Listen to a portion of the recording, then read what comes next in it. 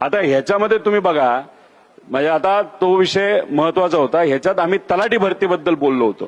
तुम्हाला आठवत असेल, मी अनेक वेळा तो मुद्दा तुमच्या मदतीने सुद्धा लोकांपर्यंत मांडला होता, अधिवेशनात मांडला होता. आणि आम्हाला धमकी, हे त्यावेळेसचे जे रेव्हेन्यू मिनिस्टर होते विखे पाटील साहेब, त्यांनी धमकी दिली होती की रोहित पवारवर कारवाई करू, एफआयआर करू. बाकीच्या विषयात एफआयआर दुर्दैवाने होत नाही, पण माझ्यावर एफआयआर करायला हे मोठे मंत्री साहेब त्या ठिकाणी गेले होते. 25 ते 30 लाखाचा व्यवहार या तलाठी भरतीमध्ये एका पेपरमध्ये झाला असं आम्ही म्हणत होतो.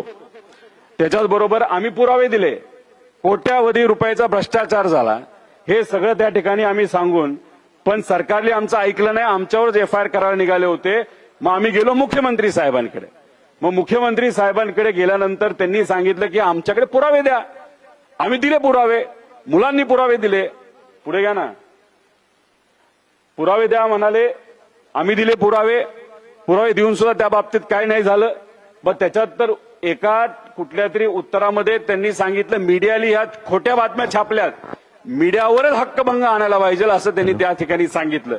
आता बघा, हे सगळं आम्ही मांडलं, आम्हाला वेड्यात काढलं, मुलांना वेड्यात काढलं, मीडियाला वेड्यात काढलं. पण पुढे जाऊन काय झालं बघा, पुढे घ्या. ही सगळी मुलं, त्यातली काही मुलं गेली मॅटमध्ये, आणि मॅटमध्ये गेल्यानंतर सुनावणी झाली. सगळे पुरावे त्या ठिकाणी बघितले, आणि सगळे पुरावे बघितल्यानंतर मॅटली सांगितलं की याच्यामध्ये 62 घोटाळेबाज तलाठी भरती घोटाळ्यात सापडले आहेत.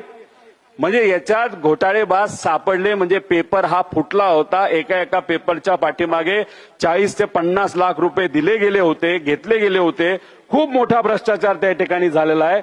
2 महिन्यापूर्वी हा निकाल मॅटली दिलाय. 3 महिने मॅटली या सरकारला दिलेले आहेत याच्यावर ऍक्ट करण्यासाठी. आणि त्यांनी हेही सांगितलं 62 पर्यंत हा विषय थांबणार नाही, याच्यापेक्षा जास्त आकडे असू शकतात, हे मॅटली सांगितलेलं आहे.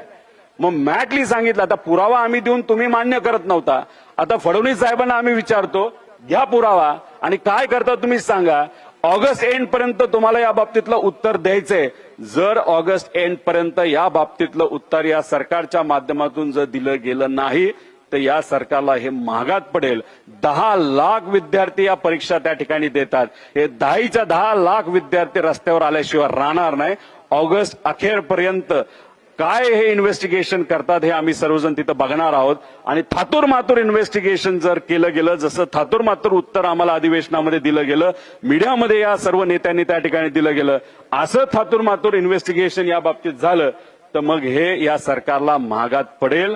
जे कोणी लोक जबाबदार आहेत, आणि खास करून आमची ही मागणी असू शकते की मंत्री जे त्यावेळेसचे होते विखे पाटील साहेब यांनी आमच्यावर एफआयआर करण्याचा त्या ठिकाणी विषय मांडला होता. आता हे सगळे पुरावे मॅटलीच त्या ठिकाणी जर दिले असतील तर मग त्यांचा राजीनामा आज घ्यायला काय हरकत आहे, नाही तर त्यांच्यावर एफआयआर करायला काय हरकत आहे, असं आमच्या सगळ्यांचं या विषयाच्या बाबतीत मत आहे.